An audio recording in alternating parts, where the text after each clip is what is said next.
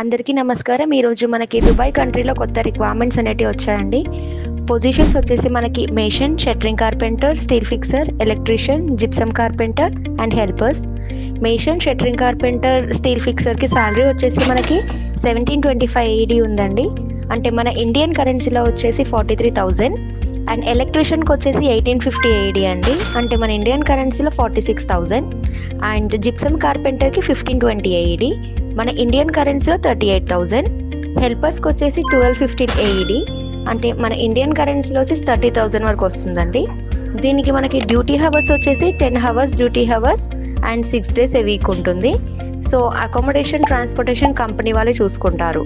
So మనకు దీని minimum వచ్చేసి 3+ years ఎక్స్పీరియన్స్ ఉంటే బెటర్. అండ్ ఇది మనకి ఇంటర్వ్యూ వచ్చేసి 30th January 2026 రోజున ఉంటుంది. సో ఎవరున్నా ఇంట్రెస్ట్ ఉన్న క్యాండిడేట్స్ అప్లై చేద్దాం అనుకుంటే స్క్రీన్ పైన కనిపించే నెంబర్కి కాంటాక్ట్ అవ్వండి. Okay, thank you.